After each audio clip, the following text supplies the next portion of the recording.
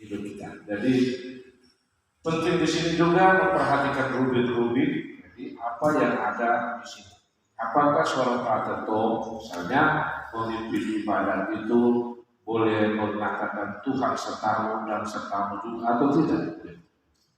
Hal seperti itu sangat praktis kecil. Kalau kita tidak tahu ya mungkin akan membuat itu sebagai seorang seperti seorang hidup. Baik.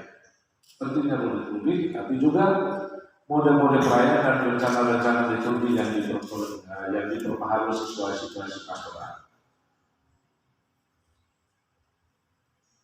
Kalian akan pergi praktek pada paroki atau pada wilayah kuskupan tertentu. Yang di dalam Tuka atau kuskupan dalam Tuka ada berapa? 3 orang. Sekarang ada 1. Yang ke kuskupan Agung Nende 5 orang. Yang ke kuskupan Rute 2. Timor atau 2. 4. Dari sekian banyak pembagian itu tadi yang saya maksudkan dengan apa situasi pastoral, setiap keuskupan itu punya program-program tertentu berkaitan dengan liturgi. Juga ada mencanangkan tahun-tahun liturgi untuk kali ini misalnya mendalami katekesi liturgi atau perayaan-perayaan yang khas daerah ini. Maka tugas praterto yang pertama adalah mempelajari kebiasaan liturgis pada daerah setempat. Karena walaupun teorinya itu sama, tapi dalam praksisnya itu ada kekhususan, kekhasan pada masing-masing wilayah itu. Ya, menurut saya penting sekali ketika kita datang ke satu wilayah yang baru, medan pastoral misalnya, kita mempelajari apa yang menjadi kebiasaan. Contoh praktisnya, misalnya saya datang misa di paroki Thomas Morus di Mombere, itu dengan misdinar persiapan di sakristi sudah berbeda dengan misdinar yang ada di stasi Stefanus yang ada dalam wilayah satu paroki itu. Jadi anak-anak itu menantikan, merindukan misalnya sebelum memulai perayaan itu mempersiapkan batin. Mereka menanti imam untuk berdoa bersama-sama dengan mereka sebelum merayakan Ekaristi. Itu hal-hal kecil yang tidak ada di dalam ilmu liturgi secara umum, hanya berlaku pada tempat khusus. Makanya berbicara tentang praktis liturgi, kita punya ada Diomitu dosen Dedisimus atau learning by doing, training on the job, menjadi seorang yang mahir dalam liturgi. Satu hal kita belajar itu kita benar mengetahui apa yang mau kita buat, atau kita belajar tentang filsafat itu sendiri. Aristoteles bilang siapa belajar bermain gitar maka ia belajar bermain gitar dengan dia bermain gitar. Hanya ada di dalam ide saya main gitar, tapi tidak pernah sentuh gitar setiap hari, tidak mungkin kita akan pandai. Demikian juga kita mempelajari apa yang kita kerjakan itu dengan belajar tentang atau dengan mengerjakan. Itu Aristoteles sudah bicara tentang itu. Makanya berbicara tentang liturgi praktis mau tidak mau ya kita ada di sakristi, tidak ada di dalam kapela, tidak ada di misalnya gedung kematian, hal seperti itu yang harus ada di dalam pikiran kita. Singkatnya, tempat praktis dalam bidang ilmu liturgi itu adalah refleksi atas perayaan-perayaan liturgi, realisasi iman melalui liturgi. Jadi, bagaimana saya bisa dapat berkhotbah dengan baik pada perayaan liturgi kematian atau ibadat kematian? Ya, membuat refleksi atas pengalaman umat itu yang dihubungkan dengan sabda Allah. Nah, di sanalah ada aspek pewartaan, ada aspek yang baru dari apa yang dibawa. Tuhan selalu hadir baru pada segala situasi. Jadi praktis untuk cukup penting dengan belajar. Yang berikut, praktis itu tidak sebatas pada perbuatan atau pada sarana yang disesuaikan refleksi atas suatu kegiatan. Selalu, mengapa refleksi itu sangat penting? Karena berkaitan dengan kultur liturgi yang membutuhkan manusia mengungkap bagaimana sebagai jawaban atas Tuhan seluruh sesuai dengan zaman. Atau Romano Giordini bicara tentang metode sistematis liturgi adalah iman gereja yang direalisasikan dalam ibadah. Di mana ada iman gereja itu nampak dalam ibadah itu sendiri. Saya kira itu beberapa hal yang penting sebagai pengantar. Manfaat refleksi itu bertujuan untuk diri sendiri, untuk bertemu Allah yang konkret, dan yang berikut itu berkaitan dengan pengalaman hidup tadi, dan yang ketiga itu pribadi seorang ilmuwan liturgi. Orang tahu bahwa Frater itu adalah mereka yang belajar secara khusus liturgi itu sendiri. Jadi kita di Merato itu adalah ilmuwan liturgi. Mau tidak mau, predikat itu ada melekat pada diri kita. Apalagi sudah berjumpa, apalagi memperkuat identitas seorang ilmuwan liturgi. Untuk itu, ilmuwan liturgi itu perlu merefleksikan iman melalui ibadah yang konkret. Orang melihat di mana kedalaman iman kita itu ketika kita memimpin ibadah. Dan ibadah itu bukan satu yang otomatis, tetapi bertolak dari refleksi diri kita, hidup kita, iman kita. Atau Yosef Kardinal Ratzinger bilang rumah jiwaku ada pada liturgi. Di sana identitas diri kita. Yosef Ratzinger itu orang yang sangat dalam ya. Ilmunya itu datang dari perjumpaan yang istimewa dengan Tuhan yang dia katakan rumah jiwaku ada pada liturgi. Atau kompetensi praktis didapat dari pengalaman dan melalui perayaan-perayaan liturgi yang teratur. Tentu saya tidak bisa mengerti, memahami perayaan Ekaristi, menyusun piala itu seperti apa jika tidak pernah, atau muncul di dalam kapela seminggu 2 kali atau 3 kali, tidak pernah, atau juga tidak pernah ada di dalam sakristi. Pentingnya dalam formasi kita ini kan tugas-tugas khusus seperti mempersiapkan perayaan Ekaristi tergantung supaya orang bisa belajar bagaimana menyusun piala itu sendiri. Jadi penting di sini hal-hal seperti ini. Jadi memahami liturgi itu melalui liturgi itu sendiri dengan ungkapan itu dosen Dedisimus sebagai Baduin training on the job tidak dimasukkan bahwa seorang ilmuwan liturgi akan menjadi seorang aktivis liturgi atau dengan sendirinya refleksi yang lain dari aktivitas tersebut. Tidak. Dia aktivis boleh, tetapi unsur refleksinya penting di sana. Itu sebagai pengantar untuk kita dalam sesi. Pada kesempatan sore hari ini saya akan berbicara atau kita sama-sama melihat kembali tata perayaan Ekaristi yang baru sebagai satu bagian yang penting ya. Frater mungkin diminta oleh imam untuk mempersiapkan perayaan Ekaristi sesuai dengan tata perayaan Ekaristi yang baru. Apa saja yang berkenaan dengan tata perayaan Ekaristi yang baru yang harus disiapkan oleh seorang frater? Bagaimana pengalaman para frater selama mengikuti perayaan Ekaristi dengan tata perayaan Ekaristi yang baru? Ada hal-hal yang masih belum jelas, yang membingungkan, hal-hal yang menurut Anda ini belum dipahami dengan sepenuhnya. Silakan kita berbagi pada sore hari khusus tentang tata perayaan Ekaristi.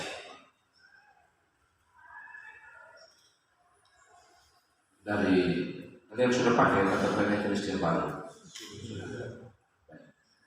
Saya cukup yakin ada banyak paroki nanti wilayah yang kalian terjun itu belum memiliki tata perayaan Ekaristi yang baru. Tapi juga sebagian besar sudah mulai dengan tata perayaan Ekaristi yang baru. saya anjurkan sebelum kalian pergi, baiklah ada di tangan itu tata perayaan karistik kecil yang ada dijual di Nusa Indah, ada buku umat itu. Ada buku umat. Harganya saya kira 15.000, tidak terlalu mahal. Karena bisa terjadi ketika Anda ada dalam atau mengikuti perayaan karistik mendampingi imam, pastor itu belum mempelajari dengan baik tentang perayaan karistik. Bagian apalagi suaranya tidak terlalu baca not juga salah-salah. Pasti kita perhatikan berpraktek penyanyi bagian itu. Mati. Iya,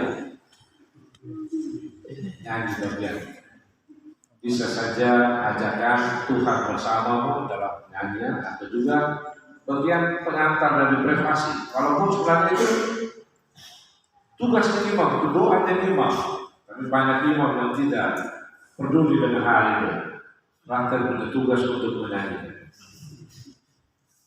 Untuk itu, baiklah sebagai persiapan atau di komunitas kalian sudah ada brosur-brosur kecil yang disiapkan untuk tata perayaan karistik baru. Kalau ada, bawa itu sebagai pegangan, berjaga-jaga. Saya yakin pasti akan ada pengalaman seperti itu. Pastor Profi tidak mau tahu, kalian harus menggantikan dia di bagian-bagian. Jadi itu yang saya maksudkan dengan hal-hal praktis dari tata perayaan karistik. Masih ada hal lain yang ada dari tata perayaan karistik yang baru dari pengalaman kalian? Ada berbagai alternatif ya, dari misalnya anamnese itu ada beberapa pilihan. Paling kurang semua itu dipelajari bagaimana mengawali mengangkat nyanyian anamnese itu sendiri. Setelah konsekrasi ada beberapa pilihan di sana. Saya tidak bawa tata perayaan karistik, tapi akan lihat di sana. Baik. Jika ditanyakan oleh Pastor Prof, kalian akan pergi tahu praktek mereka apa? Awal Juli. Hari ini tanggal 14. Kita sekarang berada pada pekan biasa yang berapa? Ke-11. Tetap pekan biasa ke-11 itu kita berada pada tahun liturgi 1 atau 2. Tahun liturgi 2. Itu berarti mengapa yang penting? Ya. Apa yang penting? Salah satu tugas Fraterton harian itu adalah mempersiapkan buku-buku liturgi. Buku-buku liturgi. Buku-buku misa. Tadi saya bicara tentang TPE, belum menyinggung tentang buku misa itu sendiri, doa-doa. Jika kalian perhatikan dalam buku misa itu, bukan atau perayaan Eucharistia, itu selalu ada rumusan doa kolekta. Dia tulis 1, dia tulis 2. Jadi Frater yang mempersiapkan perayaan Eucharistia harus perhatikan baik-baik supaya tali penanda itu diletakkan pada bagian mana. Jika tahun ini adalah tahun 2 dan teks itu ada pada lembar berikut, jangan kau buka hanya pada hari ini kan hari Selasa. Saya buka di Selasa, duduk di atas hari Selasa, minggu biasa ke-11, hari Selasa. Ternyata teks doanya itu bukan pada halaman pertama, tapi sudah halaman 2. Di situ pastor akan melihat ini Frater tidak mengerti tentang liturgi, terutama dari hari. Dan pasti sudah ada 1-2 catatan lah. Karena mulai bicara Frater, kita ini tahun liturgi, kita sekarang tahun 2, bukan tahun 1. hal sekecil itu kalau dibicarakan hati tidak enak. Ya. Akan juga mempengaruhi relasi. Hal-hal yang kecil sederhana itu akan mempengaruhi relasi. Jadi mempersiapkan misa mulai dari perlengkapan liturgi, tapi juga memberikan tanda pada buku liturgi. Itu hal kecil yang ada dalam pikiran saya saat ini tentang buku liturgi. Ada hal lain lagi dari tata perayaan Ekaristi atau buku doa misa Tunisia. Dan pada umumnya dalam tata perayaan Ekaristi itu kan ada beberapa penanda ya, penanda. Dan tidak semua halaman itu punya karya tadinya terlalu banyak. Ada tata perayaan Ekaristi baru untuk salah 4 atau 5. Doa-doa standar itu diletakkan pada bagian ritus membuka, kemudian pada liturgi sabda, pada umumnya liturgi sabda, pada persiapan persembahan, dan pada privasi, ya, privasi dan pada bapakan komuninya, ritus komuninya. Untuk itu, misalnya sekarang kita minggu biasa ke-11. Minggu biasa ke-11, sementara doanya kita ambil dari pekan keberapa? Untuk doa brevet. Pekan ketiga, ya. Selalu lihat itu ada hubungan. Minggu biasa ke-11, sementara pekan itu doanya itu adalah ketiga. Artinya apa? Juga dalam mempersiapkan privasi tadi penanda itu diletakkan pada privasi biasa ketiga.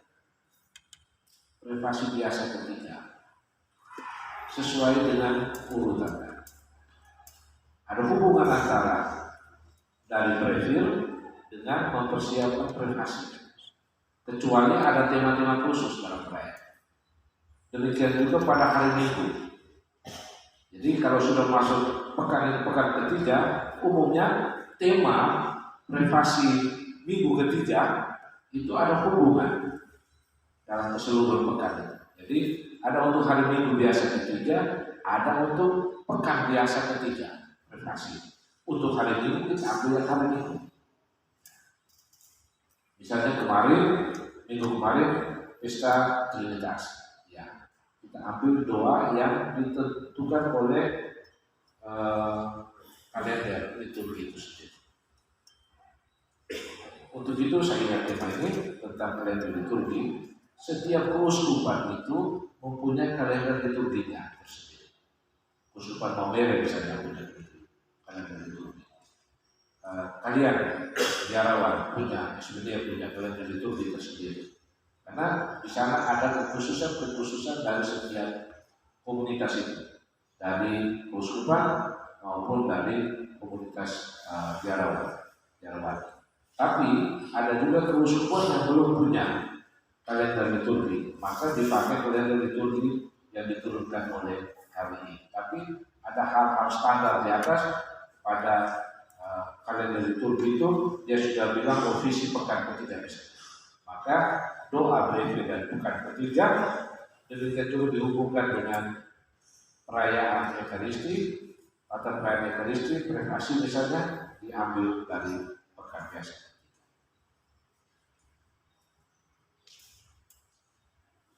Itu hal-hal praktis yang pikiran saya sekarang. Masih ada hal-hal lain?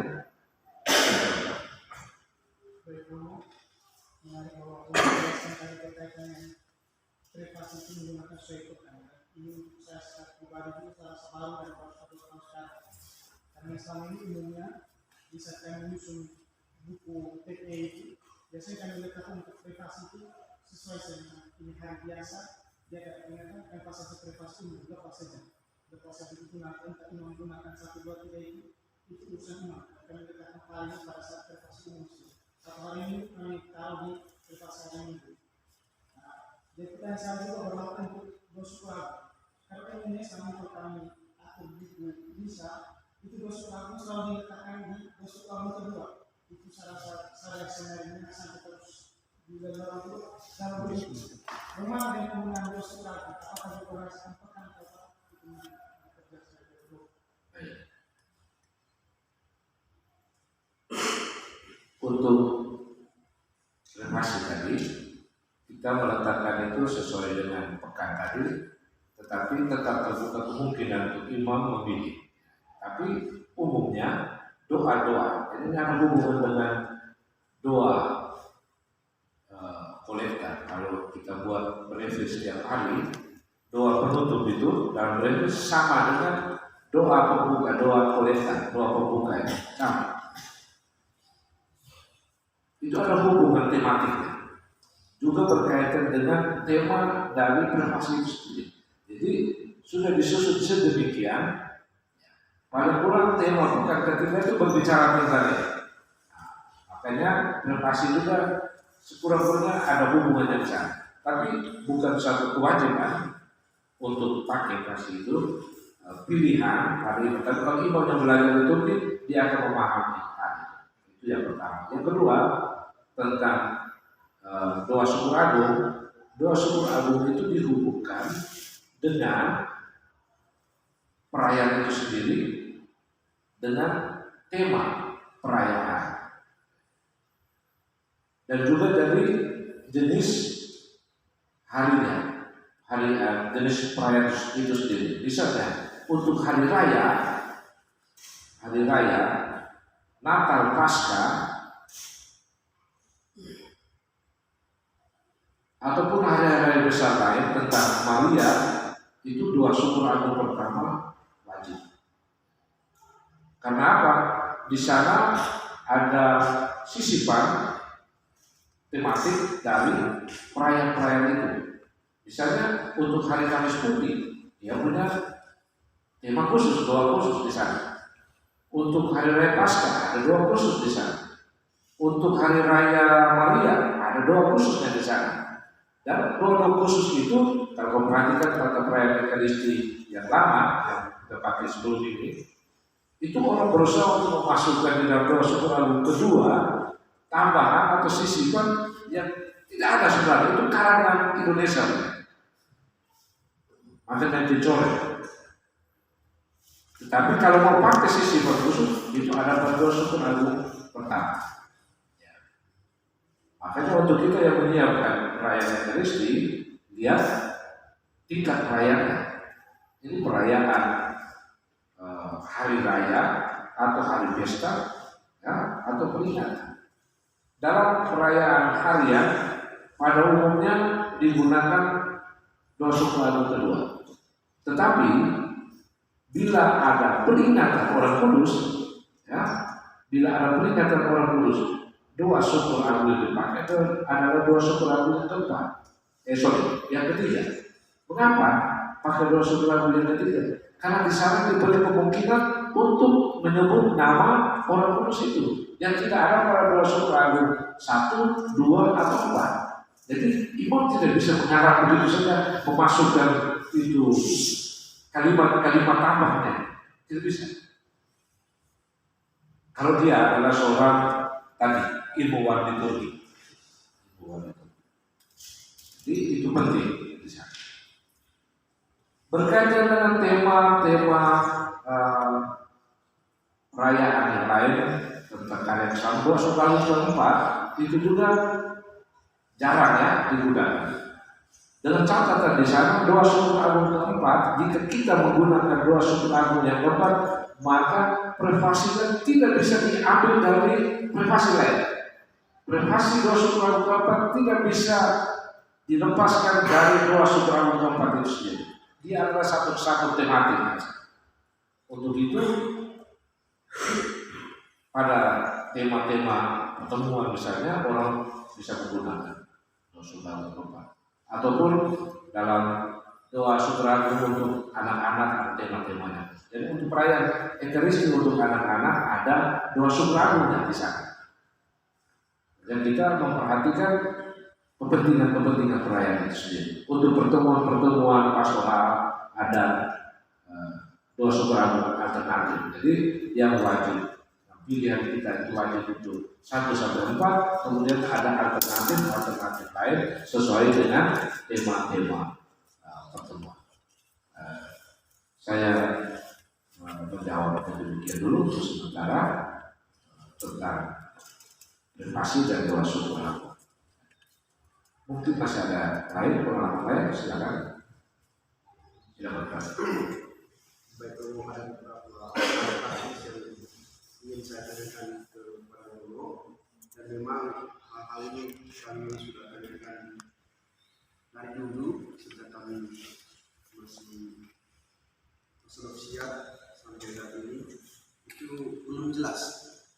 Yang pertama itu karena kami itu ada yang topik penelitian latihan juga latihan lektor, kemudian kami yang di lembaga juga pasti akan dipercayakan untuk membawakan bacaan. Kami sering selama ini gunakan dua hal yang berbeda. Yang pertama itu misalnya bacaan dari kitab Yesaya. Tapi ada juga teman-teman yang bilang pembacaan dari kitab Yesaya. Itu ada perbedaan di situ. Baiknya kita gunakan yang mana? Itu yang pertama. Yang kedua, rumusan doa khususnya doa kalau misalnya doa spontan. Misalnya dalam ibadah itu ada doa umat dan ada doa umat yang kita lantunkan, kedua doa umat yang sudah disusun. Artinya itu sendiri yang buat. Ada orang yang mendoakan misalnya semoga apa gitu, hanya menyatakan ujungnya, tapi tidak mendoakan. Artinya dia tidak memberikan meminta sesuatu ke Allah. Hanya dikatakan semoga semua umat beriman begitu. Tapi tidak memberikan ujutan. Ada juga yang teman-teman yang membuat rumusan ujutan. Artinya dia memberikan ujutan langsung bahwa Allah tolonglah orang-orang seperti ini. Ada dua perbedaan di situ. Itu yang kedua. Yang ketiga berkaitan dengan ini yang baru komudi, misalnya baik komudi orang sakit. Itu kami selama ini belum ada rumusan kita baik komudi orang sakit. Ketika kami dipercayakan baik komudi orang sakit, kami buat rumusan masing sendiri tergantung praktek yang baik ini itu bisa jadi itu ya. Sehingga ya kadang ada yang lama, kadang ada yang singkat saja, kadang ada yang tanpa perlu doa langsung pagi sih. Mungkin anjuran dari Romo. Baik, tentang pertanyaan pertama juga ditanyakan oleh Pak tidak beda. Sejak saya datang sampai sekarang masih itu ada pertanyaan. Kesulitan kita di Indonesia ini berkaitan dengan penerjemahan. Kata lexio itu sendiri, apakah dimasukkan dengan bacaan yang berarti sumbernya dari mana, bacaan dari, ataukah berkaitan itu bukan saja sumber tetapi berkaitan dengan pewartaan sabda. Ingat, ketika sabda itu dibacakan di dalam liturgi, itu di sana bukan sekedar sumber, tetapi aspek yang utama adalah pewartaan sabda. Waktu buku Tata Perada Ekaristi itu di launching, ada juga, jadi langsung waktu itu umat yang bertanya, ini bacaan atau pembacaan. Komisi liturgi KWI pada waktu itu memberikan jawaban bahwa yang dikatakan itu adalah bacaan dari, karena terjemahan dari lexio itu sendiri yang belum mencakup keseluruhan makna dari pewartaan itu sendiri. Sehingga sekarang itu ada yang masih menggunakan bacaan, ya. Sedangkan itu berdasarkan buku-buku liturgi juga, buku liturgi lain itu bacaan, buku liturgi yang lain menerjemahkan pembacaan. Soal kepastian, kalau menurut pada penjelasan KWI itu Komisi Liturgi maka bacaan. Saya secara pribadi waktu live streaming itu lebih pada posisi menggunakan kata pembacaan. Karena apa? Di sana itu aspek pewartaan saja, pewartaan. Memang dari segi bahasa Indonesia ada yang menjelaskan kalau pewartaan, kalau pembacaan maka tidak perlu pakai kata dalil. Pembacaan dalil, pembacaan surat yang bagus atau surat itu. Kalau dari struktur bahasa Indonesia, kalau bacaan ya dalil itu merujuk pada sumber.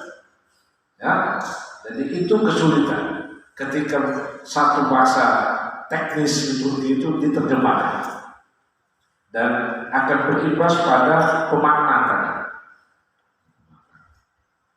Itu jawaban saya untuk pertanyaan pertama. Yang kedua tadi berkaitan dengan apa tadi? Tentang pelayanan sakramen atau yang kedua berkaitan dengan penyampaian wujud sorry. Doa umat. Sebelum sampai ke doa umat, kita harus lihat struktur doa secara umum. Ya. Struktur doa liturgis itu ada yang disebut dengan anaklese. Anaklese itu berkaitan dengan subjek yang disebutkan.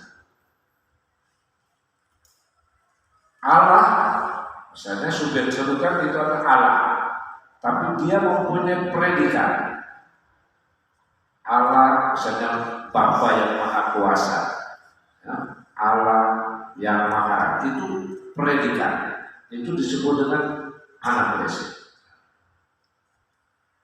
Yang kedua, aspek yang kedua dari struktur doa liturgis adalah anamnese. Kita dalam berdoa itu menceritakan karya keselamatan yang dikerjakan oleh Tuhan. Makanya isi doa liturgis Kristen itu berkaitan dengan peristiwa yang dialami di dalam hidup. Dan umumnya anaklese yang disebutkan itu berkaitan tindakan-tindakan Allah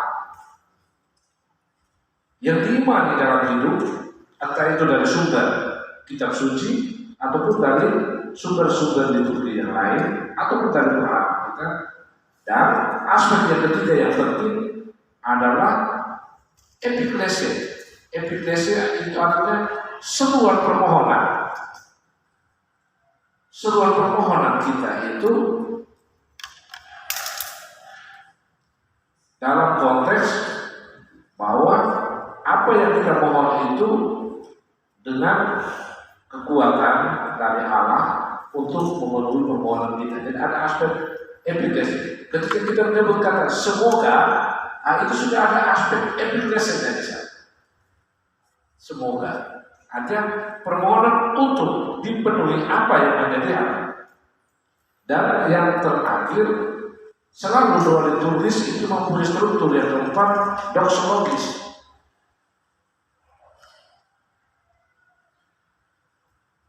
Ketika nama Allah yang disebutkan subjek itu Allah yang disebutkan, maka kita perlu rumus doksologisnya dengan pengantaran dengan perantaran Tuhan kami Yesus Kristus Putramu yang hidup dan berkuasa bersama Dikau dalam persatuan Roh Kudus Allah sepanjang segala masa. Amin.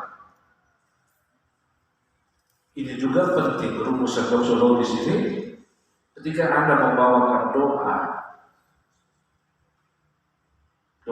itu dipakai rumusan yang mana? Rumusan yang resmi sekarang, rumusan yang resmi dalam tata perayaan Ekaristi itu adalah dengan pengantaran Tuhan kami Yesus Kristus.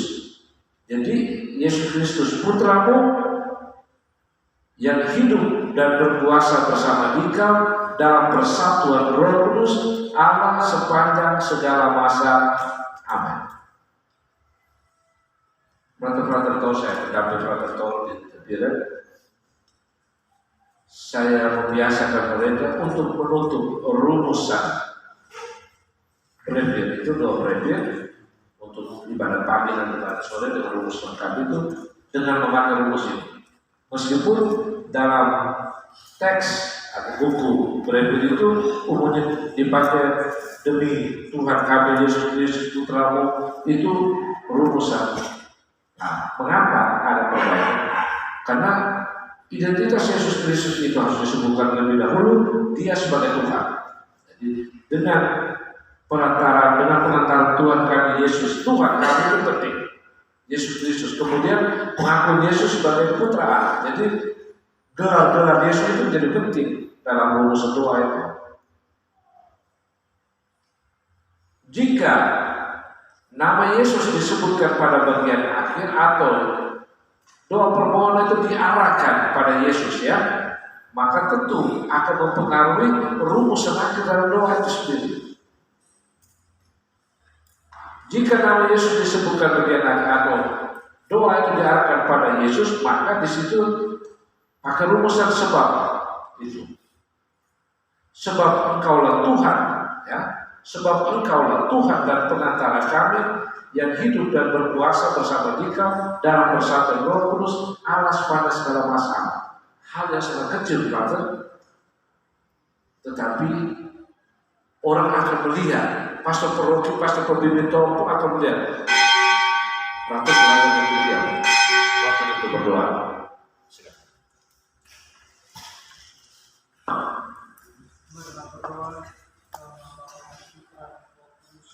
Amin.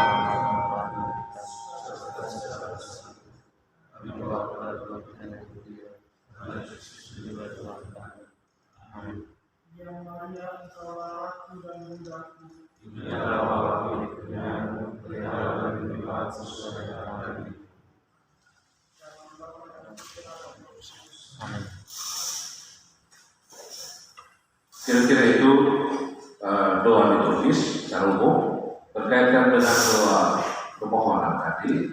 Ingat juga struktur itu hampir sama. Doa umat itu dibuka oleh imam ya dengan menyapa Allah dengan predikat sekian, kemudian dilanjutkan dengan permohonan. Misalnya, permohonan itu ditujukan untuk beberapa kepentingan. Makanya bisa disebutkan dari bagi, kemudian isi permohonan itu sendiri, isi permohonan. Semoga itu kan sudah berkaitan dengan tanda struktur itu, semoga. Kemudian ada seruan bersama kami mohon, atau tidak perlu juga dengan seluruh kami mohon, cukup dengan hening saja, ada alternatif itu, pilihan itu. Tidak perlu juga bahwa setiap kali isi permohonan itu dilanjutkan dengan kami mohon kamu karena doa kami. Perlu juga waktu hening, heningan itu sendiri ada satu permohonan. Kemudian setelah itu ditutup oleh imam dengan doa bagian akhir itu, juga dengan rumusan doksologi panjang atau doksologi pendek. Tadi saya bicara tentang doksologi panjang, sedangkan doksologi pendek itu dengan tertarik sesuatu kami.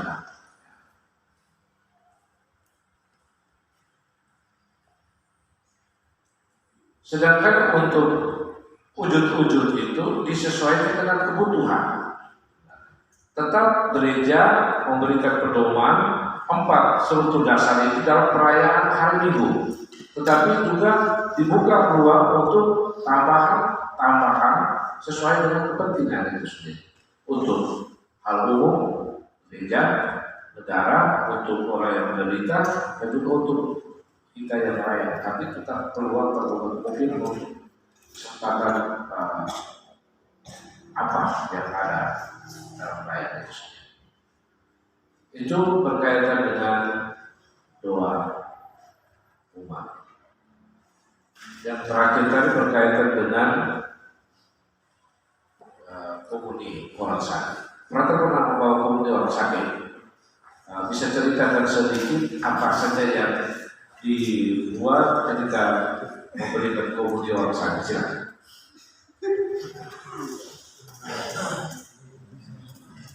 Baik, saya melayani komuni orang sakit sudah banyak kali, dan setiap kali saya melayani itu doa yang saya sampaikan itu variatif juga. Kalau terlalu banyak ini saya juga pikir-pikir cepat-cepat. Kalau misalnya yang saya layani itu melebihi 10 gitu, baru tempatnya jauh-jauh, apalagi kalau misalnya jalan kaki dan sudah capek, itu saya doanya variatif. Sehingga kadang-kala saya mengajak mereka doa spontan, kemudian ditutupi dengan satu kali waktu kami dan 3 kali salam Maria. Setelah itu baru saya memberikan komunitas. Baik, masih ada yang punya pengalaman lain berkaitan dengan komunitas orang sakit atau bersama? Sebelum sampai ke doa itu ada tindakan liturgis.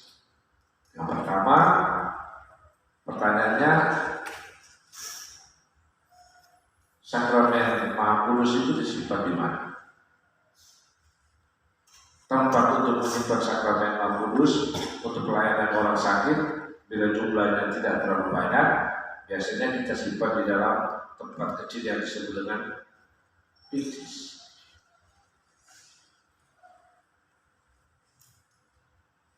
Dan piksis itu disimpan lagi di dalam tas kecil, dan intinya bahwa dia harus disimpan pada tempat yang layak. Jangan di dalam ransel saya itu juga ada sepatu bola kaki. Karena mau pergi pertandingan sepak bola atau main futsal, tapi sebentar saya akan layak orang sakit sehingga disimpan. Itu tidak dibenarkan. Tapi bukan tempat yang layak. Yang kedua, setelah tiba di rumah orang sakit, mana sakramen itu diletakkan? Harus diingat bahwa pelayanan sakramen Maha Kudus untuk orang sakit itu adalah tindakan bersama umat Allah. Bukan hanya hubungan personal pemberi dengan penerima, tetapi harus ada tanda satu kesatuan sebagai umat Allah, gereja umat Allah. Kalau kurang, kalau ada keluarga di situ, mereka juga diajak itu datang. bukan untuk menonton tersebut benar atau tidak. Tiba di rumah itu, sakramen Maha Kudus diletakkan di atas meja yang sudah disiapkan dengan baik. Paling kurang kain putih. Jika meja itu belum disiapkan dengan baik, paling kurang frater kita yang membawa sakramen itu membawa kain korporal, kain korporal itu penting. Ya, saya masukkan tindakan itu. Itu kemudian meletakkan sakramen di atas korporal dengan harapan di meja itu ada lilin dan salib. Setelah meletakkan itu, kita mengajak mereka untuk mulai masuk di dalam sesuatu itu disabda. Ya. Di sini ada buku ini memberikan juga panduan. Bisa menyampaikan 1-2 kalimat kitab suci, ya, untuk mempersiapkan batin. Jadi sebelum kita persiapkan batin, pengakuan semua secara umum. Kemudian duduk di sabdanya. Setelah duduk di sabda, ada memastikan langsung pada persiapan untuk komuni. Persiapan komuni itu di dalam tata perayaan Ekaristi mulai dengan Bapa Kami.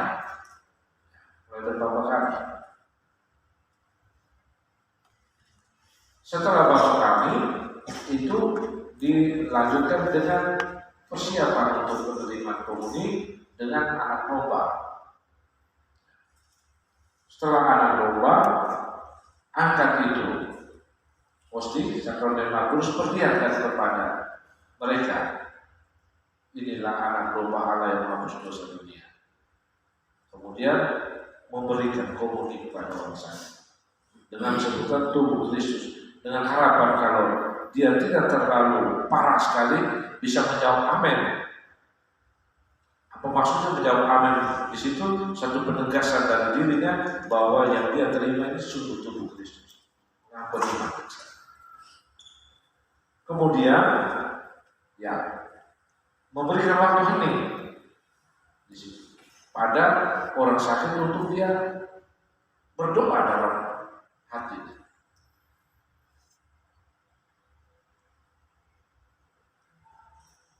Setelah itu dilakukan dengan doa penutup, ucapan syukur atas sakramen.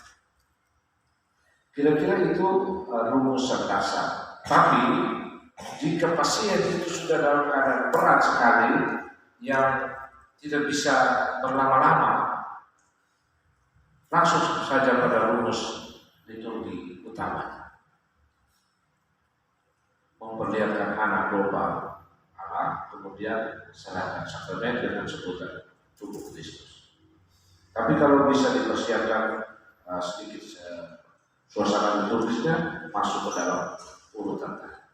Kira-kira itu berkait dengan pelayanan sakramen Maha Kudus untuk orang sakit. Silakan. Baik, terima kasih kesempatan yang diberikan.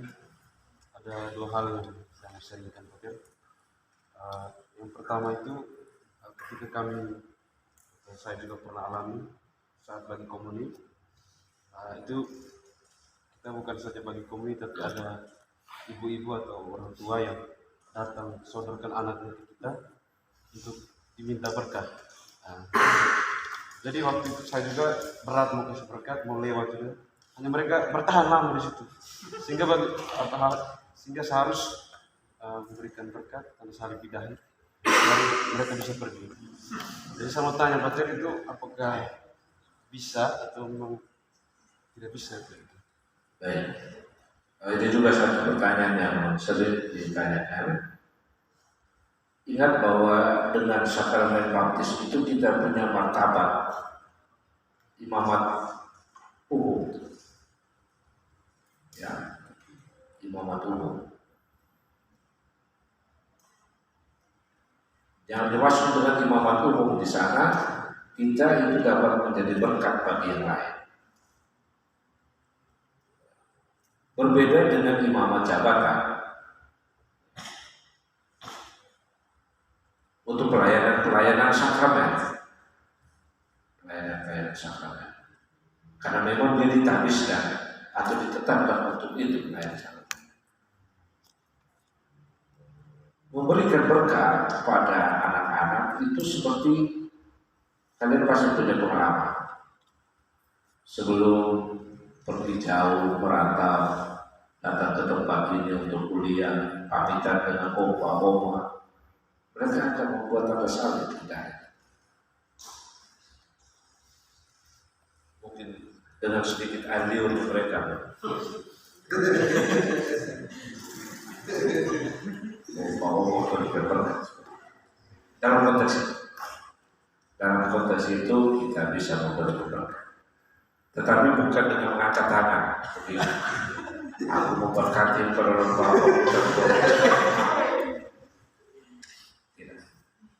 Tapi kita memberikan berkat dengan pemahaman tadi, sakramen permandian menjadikan kita masuk dalam imamat umum. Dan kita dapat menjadi berkat tadi.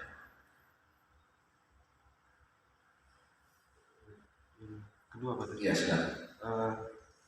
Saya pernah pimpin ibadat 40 malam di Mesir. Sebelum pimpin itu mereka minta saya untuk sebentar selesai ibadat itu berkat salib. Kita pernah minta salib berkat salib dengan air yang sudah disediakan. Waktu itu yang memang saya bingung dan saya juga tidak tahu soal apakah bisa berkat atau tidak. Jadi saya sempat buru-buru minta nomor teleponnya Pater Ignas. Hanya Pater Ignas sibuk dan tidak angkat. Akhirnya saya telepon Kadegal.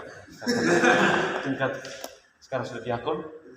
Saya telepon, saya bilang, ini ada umat ini minta untuk berikan berkat salib karena mereka ini belum berkat salib. Terus saya bilang, itu air biasa atau air yang sudah diberkat dari paroki? Saya belum tanya, saya bertanya dulu. Saya tanya, mereka bilang sudah berkat, itu ambil dari paroki. Jadi dia bilang, kalau menurut saya sih bisa. Itu kau bisa berikan, tinggal kau percik saja dan kau doa dengan doa kami atau doa Salam Maria, kemudian selesai. Akhirnya rental dan mau akhirnya saya buat akhirnya saya buat. Waktu itu saya satu kali waktu kami tinggal Salam Maria dan kemuliaan. Jadi ini satu yang praktis yang saya temukan di Indonesia mungkin pada pertanyaan lebih lanjut setelah berkat khusus tadi, itu kelanjutan dari barang-barang rohani yang diberkati itu bagaimana? Artinya dalam pengalaman mungkin masih ada kontak dengan keluarga itu atau orang itu menceritakan bahwa tangannya prater berkasihan misalnya. Mereka itu letakkan di dalam rumah dengan tempat tidur kemudian letakkan salibnya di atas tempat tidur, kemudian waktu saya percik setelah doa itu ya saya tidak tahu selanjutnya bagaimana, pokoknya sudah terima berkat. Baik. Tentunya yang pertama, air berkat tidak bisa diberkati oleh orang yang tidak ditabiskan. Penggunaan air berkat yang sudah diberkati oleh yang ditabiskan itu ada berbagai macam fungsi ya. Antara lain itu untuk bagian yang penting yang saya tidak melihat di KPK sudah taruh itu air berkat di depan pintu gereja lagi. KPK belum. Setelah COVID belum. Sama juga kami di atas. Digunakan untuk itu. Yang kedua, air berkat yang diberkati oleh imam itu sering dipakai umat untuk kebutuhan rohani mereka. Kebutuhan rohani. Yang ketiga, ada kebutuhan lain seperti memberkati jenazah. Berkati jenazah. Di dalam liturgi itu ada yang disebut dengan sakramen dan sakramentalia. Sakramen itu dihadirkan oleh orang yang ditetapkan untuk itu. Demikian juga sakramentalia yang berkaitan dengan menguduskan. Jadi sakramentalia itu berhubungan dengan konsekrasio dan dedikasio.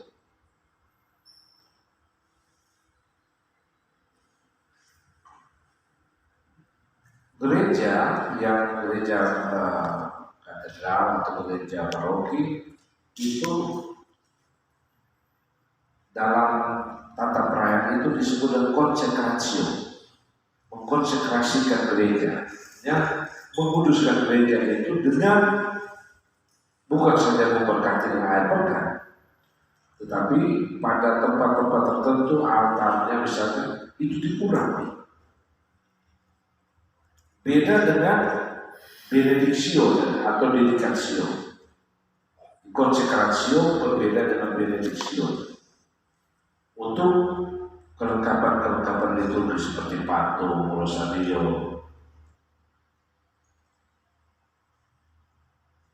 Yang melakukan itu adalah juga sebenarnya orang-orang tertabis itu. Orang-orang tertabis. Kenapa? Barang-barang rohani yang di benediksio itu diberkati itu, dia mempunyai dampaknya terhadap barang yang diberkati itu sendiri, sehingga harus dihormati, dijaga, dipelihara sebagai barang yang sudah diberkati, yang mempunyai aspek katakan kekudusan. Tetapi juga barang yang diberkati bukan pada barang itu sendiri, tetapi pada orang yang menggunakan barang itu. Dilihat dari pemahaman ini, maka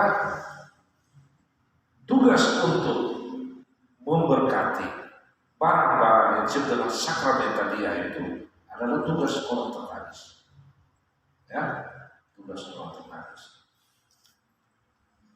Memang di dalam kehidupan kita ini ada banyak hal di mana umat sulit menjangkau imam atau imam sulit mendatangi umat. Kemudian tentu frater buat itu sudah berusaha ya untuk menanyakan kepada Mas untuk orang yang lebih paham tentang itu. Tetapi juga harus diingat dalam situasi yang terbatas tadi dengan keyakinan yang ada, frater berusaha untuk mendoakan bukan barang itu, tetapi orang yang menggunakan supaya mereka apa kepentingan mereka, wujud mereka seperti itu. Dengan harapan bahwa sebenarnya bisa disampaikan kepada mereka, ini harus bawa ke pastor untuk menanti kalau ada pastor datang untuk memberkati. Karena apa yang berhubungan dengan sakramen dan sakramentalia itu urusannya dengan mereka yang dikhususkan untuk itu, yang tidak bisa. Bahkan untuk konsekrasi gereja misalnya, itu bukan wewenang imam, itu uskup. Atau konsekrasi lonceng gereja, itu wewenang uskup. Ya, jadi ada hal-hal yang berhubungan dengan sakramentalia itu untuk orang-orang tertabis.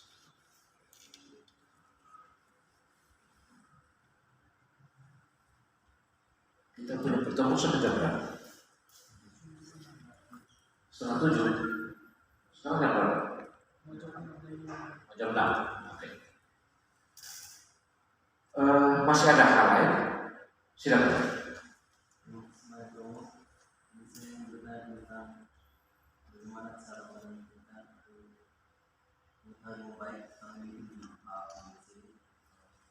Saya tidak dengar baik.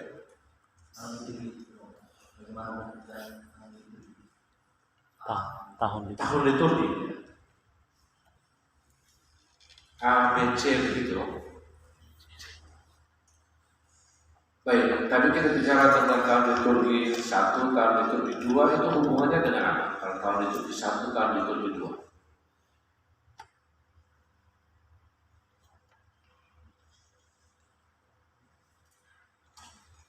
Kalau tahun liturgi A, B, C itu dalam hubungan dengan apa?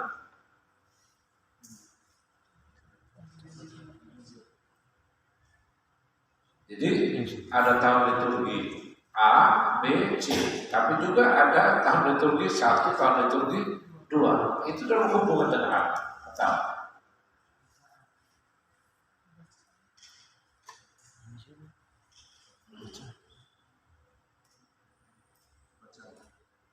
Ya, semua berhubungan dengan baca. Semua berhubungan dengan baca. Tetapi itu berhubungan dengan tadi tingkat perayaan.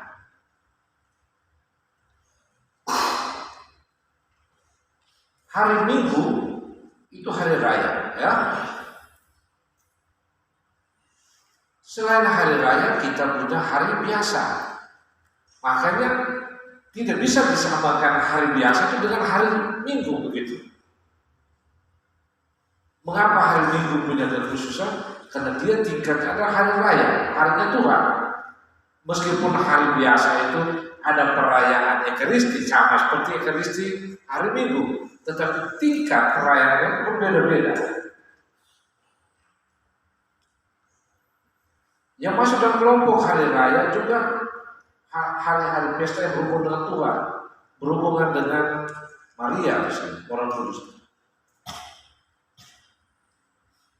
Karena ada pembedaan seperti itu hari raya dan hari biasa, maka di situ ada tahun A, B, C dan tahun 1 dan tahun 2. Tahun A, B, C itu berhubungan dengan hari raya.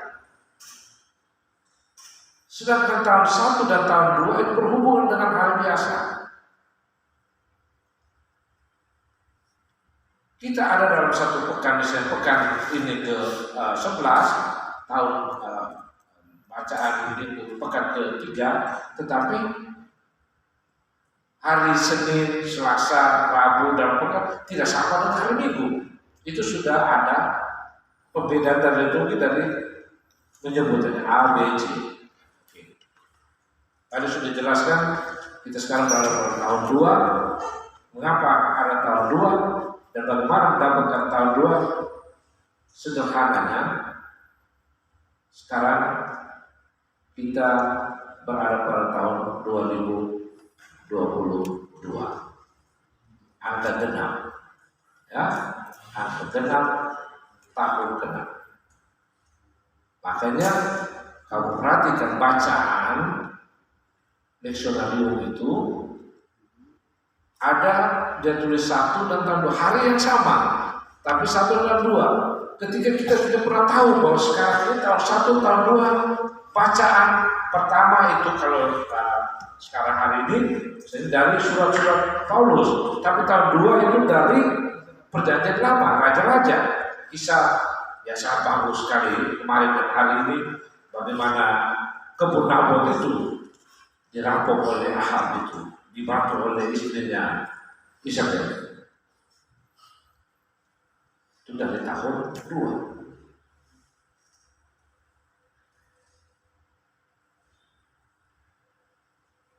Sekarang tentang hari raya. Hari raya itu ada tahun A, tahun B, dan tahun C. Sekarang kita berada pada tahun A, tahun B, atau tahun C. Kita berada pada tahun C.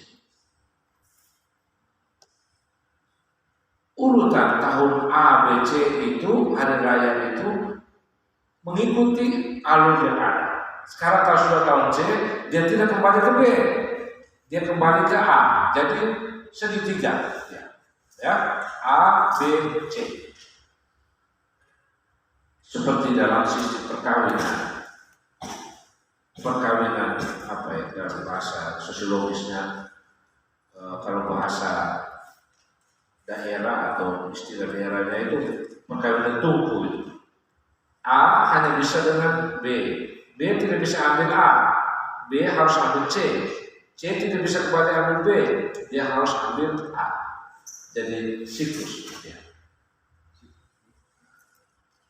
Sekarang kita tahu C, makanya bacaan tahun C itu diambil dari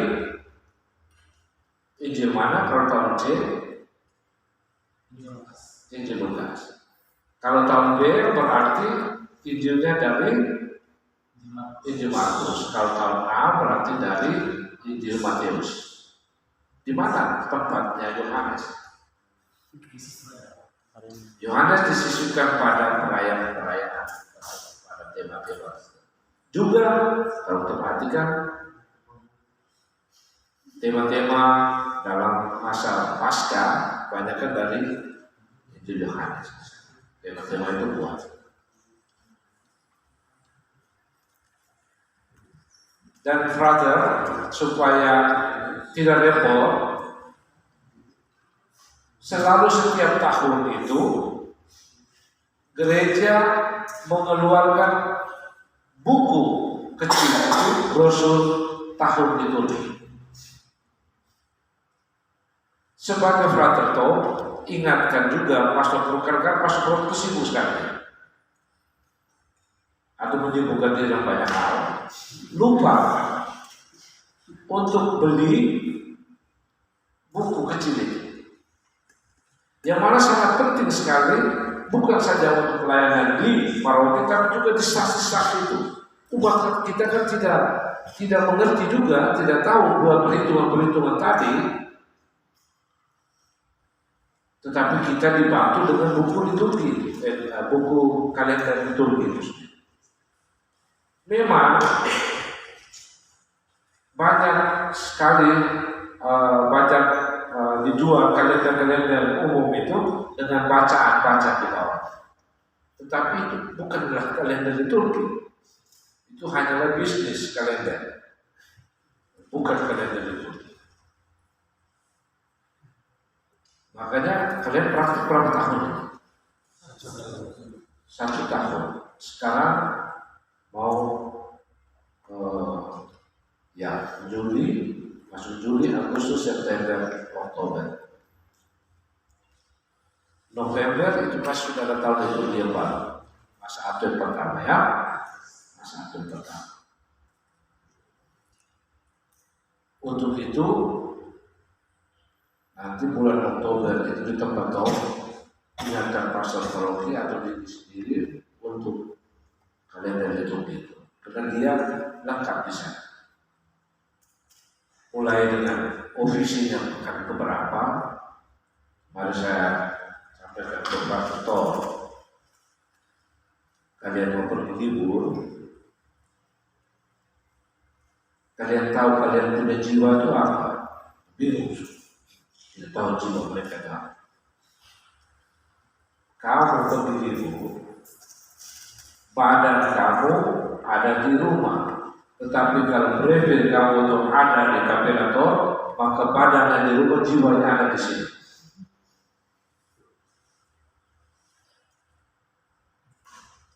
Hidup seorang calon imam, biarawan, imam itu identik dengan brevin.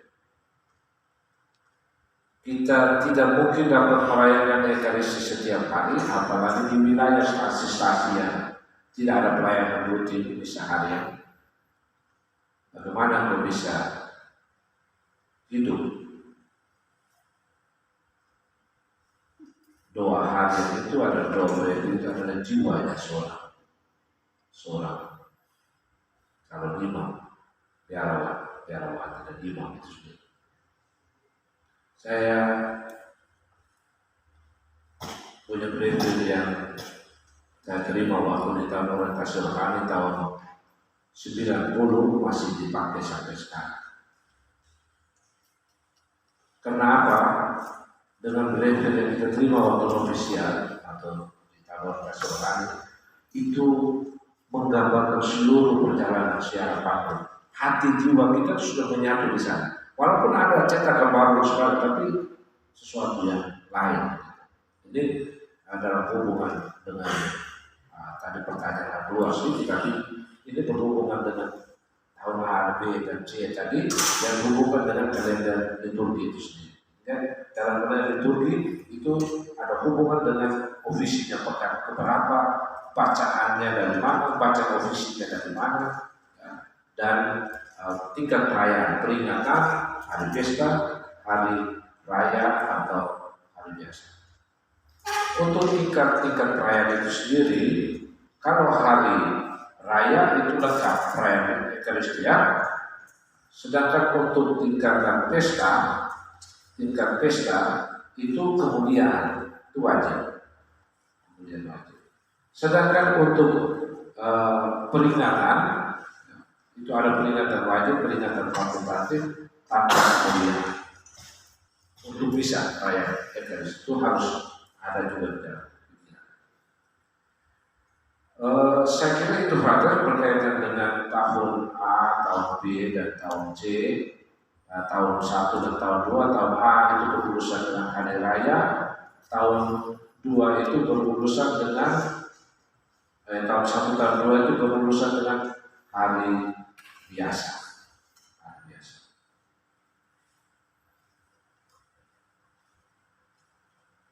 Silakan.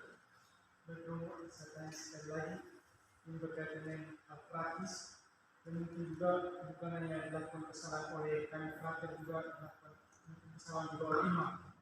Itu berkaitan dengan hubungan kasula dan sekolah. Yang saya tahu bahwa kasula selalu berada dan sekolah selalu berada di dalam. Dan itu komunitas kami sendiri, saya rasa yang taat sekali dengan hal seperti ini. Mungkin salah satu yang dipakai dalam komunitas itu dalam segala perayaan. Entah apa itu yang selalu menggunakan hal yang benar, dan ada beberapa imam juga selalu keluar dari aturan yang demikian. Bagaimana penjelasan supaya mungkin ini juga bukan penjelasan kepada kami frater, itu bisa jelas kepada imam supaya mereka jangan buat satu kesalahan terkait dengan penggunaan kesalahan dan sekolah. Itu yang pertama. Yang kedua, itu waktu saya masih tingkat 1 saya ingat baik, Pater Bernardo bilang untuk kain altar itu dia setiap hari seharusnya warna putih saja, bisa diganti lagi dengan warna hijau, warna sesuai dengan warna itu. Yang diganti hanyalah kasula dan stola saja, itu sesuai dengan tuntutan liturgi. Tapi nyatanya sampai sekarang itu di gereja-gereja kapela unit kan juga masih menggunakan kain sesuai warna itu macam kita ganti terus. Itu kenapa alasannya sehingga kain liturgi yang tetap putih saja, yang benarnya begitu, menurut kategori yang sadar. Baik, kita mulai dengan yang terakhir. Warna dasar liturgi itu putih, ya. Warna dasar liturgi dan kalian lihat kain-kain liturgi yang itu putih. Sedangkan pakaian liturgi untuk imam itu disesuaikan dengan hari liturgi itu sendiri. Tapi warna dasar liturgi itu adalah putih. Tentang penggunaan kain altar itu harus dilihat begini. Ada altar yang dikonsekrasikan dan ada altar yang tidak dikonsekrasikan. Contoh altar yang tidak dikonsekrasikan itu kalian memimpin ibadat atau bisa awal di rumah-rumah. Altar di sana tidak dikonsekrasikan, ya, tidak dikonsekrasikan.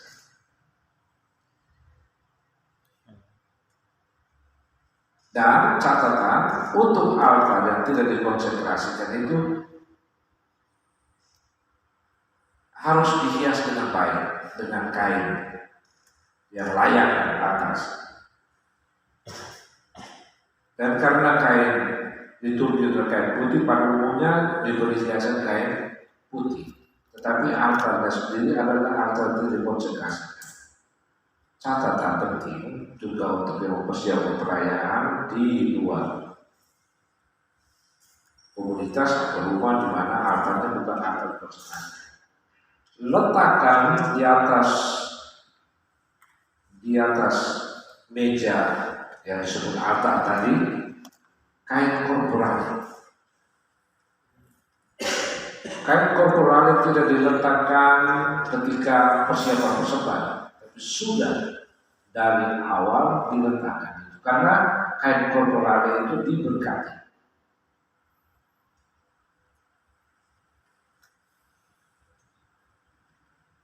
Untuk altar-altar yang dikonsekrasikan, terutama di dalam gereja, kapela-kapela, catatan di sana, hiasan itu seindah dan seagung mungkin, tetapi tidak menghilangkan makna liturgi itu sendiri.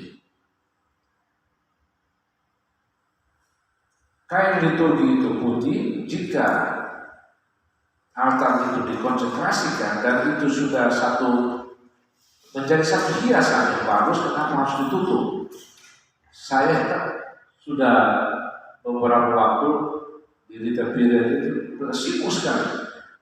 Besok hari peringatan Martin, kaki kain merah pasang di bagian depan. Lusa, kamu sibuk tidak perlu sebenarnya. Tidak perlu. Ya itu karena dipengaruhi oleh suster-suster yang tidak belajar.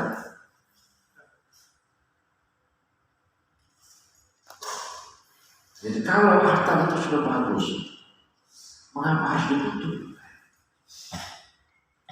Kecuali tadi, ya, altar yang tidak dikonsentrasi, yang tidak hiasan bagus, kakinya juga compang camping, kita kan, ya, tutup sedikit, kelayakan kepantasan. Tapi tidak harus demikian untuk altar yang dikonsentrasi. Yang berikut tadi berkaitan dengan mengenakan kasula, ya. Stola dalam kasula. Ketentuan liturgi itu ya stola dulu baru. Jadi pakaian liturgi pertama itu adalah alba. Kita pada umumnya kalau sudah pakai jubah, itu sudah menggantikan alba. Jubah itu adalah pakaian pengenal identitas seseorang atas badan biara. Ya. Tetapi dia bukan alba. Kalau orang, saya pernah ikuti bisa di beberapa biara misalnya, mereka pakai pakaian biara mereka, misalnya Franciscan atau Dominikan dengan pakaian setelah itu pakai alba baru stola baru kasula.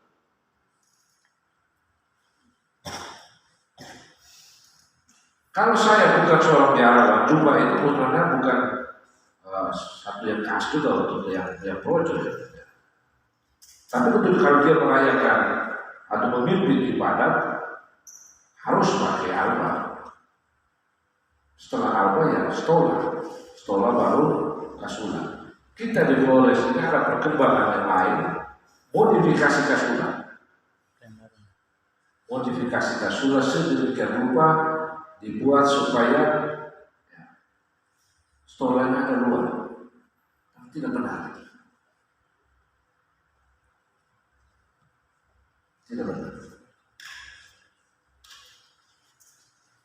Entah orang mau gaya-gaya dan mantu duduk di stola yang terbaik.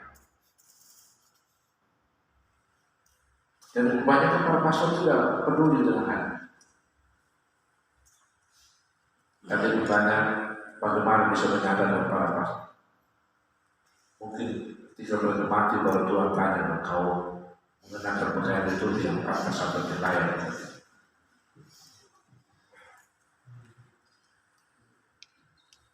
Dan ya itu mengenakan stola.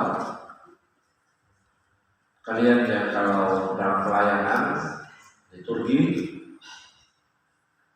kalau tidak mengenakan alba, mengenakan jubah, maka yang dipakai roset itu juga bagian penting dari pelayanan itu roset. Saya kira itu beberapa pertanyaan tadi. Masih ada hal lain?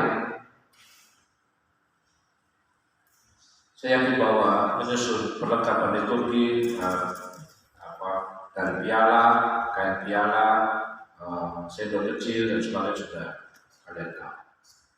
Yang paling yang terakhir, ya, itu tugas pemimpin liturgi kematian, menguburkan orang mati. Kalian di paroki itu pasti itu dalam satu hari bisa 2-3 kali menguburkan orang mati dan memimpin ibadah orang mati.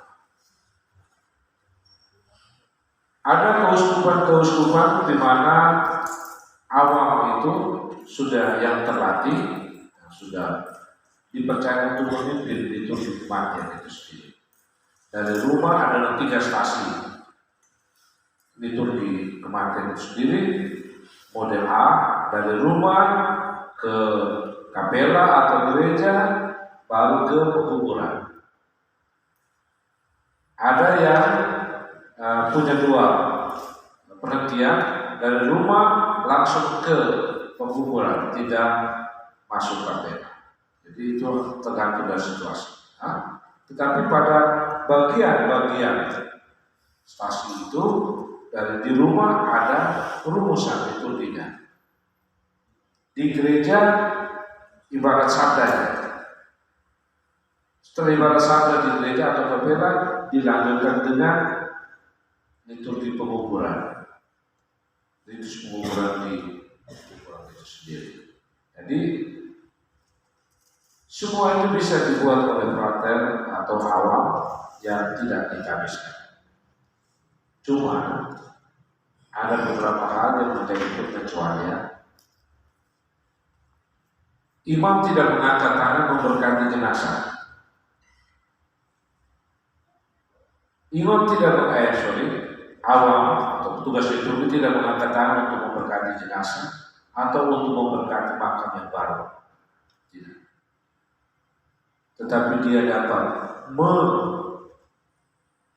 mereciki air berkat, ya, untuk jenazah ataupun untuk kubur yang baru itu. Mengapa yang saya katakan tahun 4 tahun lalu kami pergi lifting di Ende, Borneo, Ratu dan terima jumpa di sana. Dan dibagi ke stasi-stasi lingkungan, kebetulan hari berikut ada kematian, nanti ada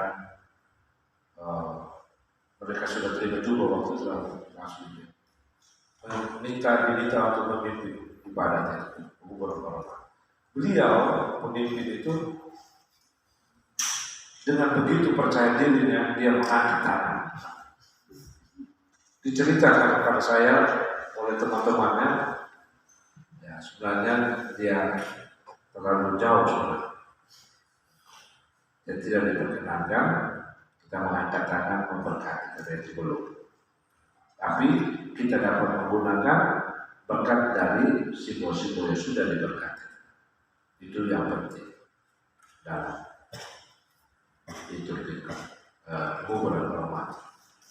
Saya kira itu yang penting berkaitan dengan tata cara penguburan orang mati.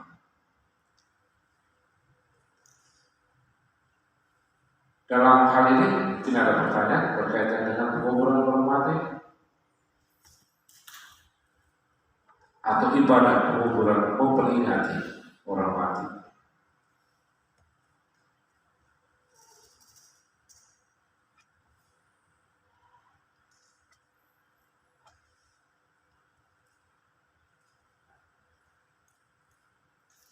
Jika tidak ada hal-hal apa lagi yang kita pernah berwaktu 10 menit yang masih ada dalam pikiran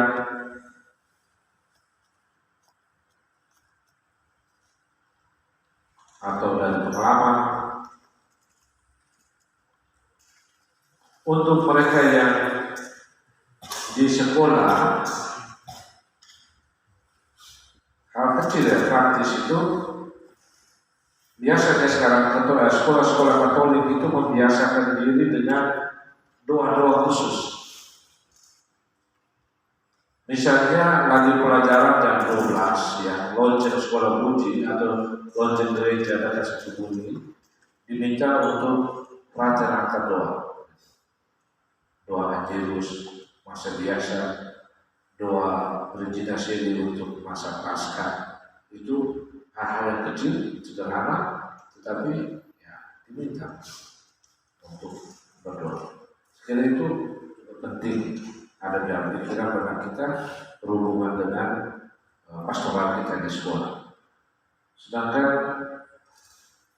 hal-hal lain berkaitan dengan pastoral sekolah itu di sekolah pasti kalau ada kebanyakan sekarang itu di setiap keuskupan ada sekolah menengah agama Katolik dan mereka umumnya punya kurikulum yang khas seperti di seminari juga dengan muatan liturginya ada di sana. Pasti mereka akan terlatih untuk sebagai seorang ilmuwan liturgi tadi akan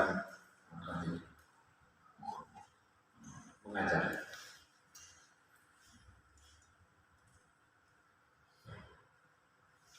Sedangkan untuk yang OTP tentu pengalaman pastoral di luar negeri ya ada hal umum yang sama tapi ada hal khusus yang khas daerah itu. Bisa saja bahwa sebagai persiapan mati Anda akan menguburkan orang mati sendiri saja atau berdua.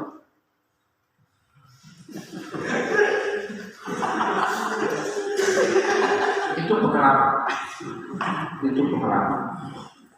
Jadi tidak ada famili lagi, keluarga lagi yang mengurus orang tua itu, tetapi orang tua itu sudah mendepositokan dia punya kematian pada organisasi atau lembaga yang mengurus kematian itu. Maka mereka itu bertanggung jawab untuk mengubur,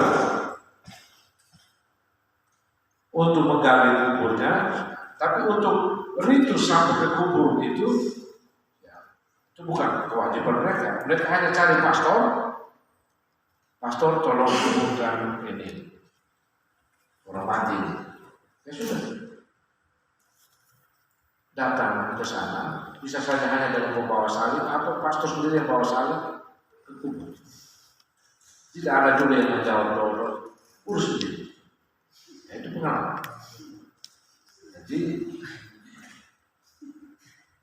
betapa tragisnya kematian di luar negeri itu.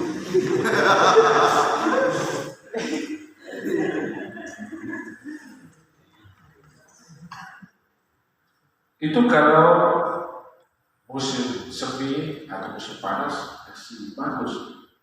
Tapi kalau musim dingin di daerah Eropa Tengah itu kan bisa sampai minus 15, 20 sendiri di pekuburan dengan salju seperti itu yang penuh menggigil dari luar dan juga dari dalam karena takut sendiri terhadap jenazah.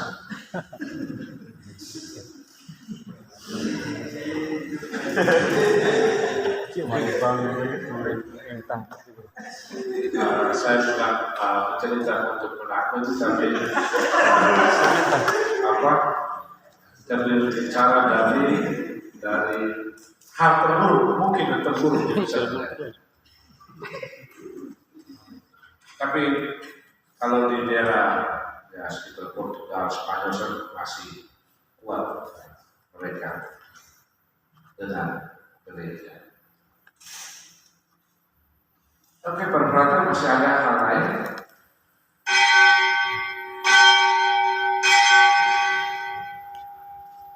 Ini lonceng bertubi-tubi tandanya.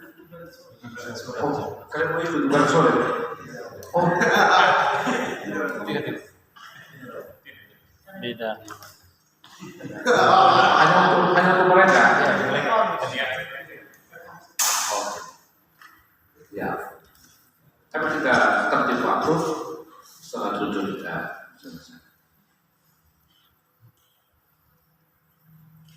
Ada hal lain lagi? Silakan. Ya, Mungkin saya yang terakhir. ya. Jadi apa yang saya tulis itu sederhana, tapi kalau diperhatikan juga itu soal penggunaan HP di altar atau di mimbar bacaan, karena ada beberapa imam yang saya lihat kalau baca Injil itu bacanya di HP dan khotbahnya juga di HP. Mungkin Pater bisa jelaskan. Ini pengalaman di Flores atau pengalaman di luar Flores? Di sini juga kan.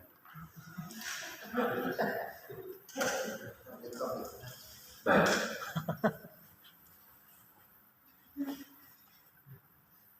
Sebenarnya perayaan liturgi dalam hal ini misalnya perayaan Ekaristi itu adalah perayaan publik. Dimaksud perayaan publik atau perayaan resmi gereja.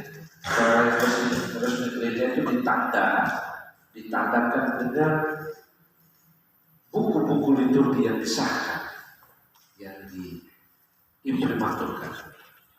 Itu kalau kita bicara tentang perayaan liturgi sebagai perayaan resmi gereja, tandanya itu dengan salah satu ya itu dengan buku-buku liturgi yang disahkan. Era digital sekarang itu orang merelativisir apa yang sebenarnya harus menjadi tanda perayaan itu sendiri sebagai satu perayaan resmi gereja. Dilihat dari hal praksis, ya sangat praktis kan. Tetapi dilihat dari martabat liturgi itu sendiri, maka itu adalah satu yang boleh dikatakan pelecehan liturgi sendiri dari imam yang ditabiskan dan ditetapkan untuk pelayanan yang sekudus dan seagung martabatnya sendiri.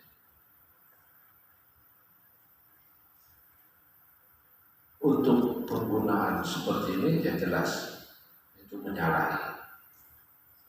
Karena setahu saya sampai dengan saat ini Vatikan itu belum mengeluarkan satu dokumen ataupun juga mengizinkan penggunaan barang-barang elektronik seperti itu untuk teks-teks liturgi. Meskipun hal itu tersebar luas di dalam, tetapi belum bukan menjadi satu yang resmi.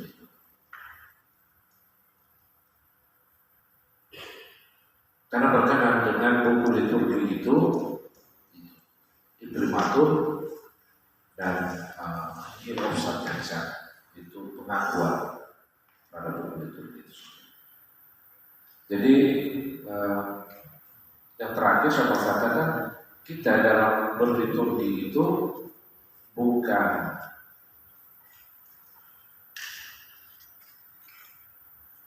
membenarkan apa yang biasa, ya, tetapi prinsipnya membiasakan apa yang benar. Itu penting. Jadi bukan membenarkan apa yang biasa, tetapi membiasakan apa yang benar.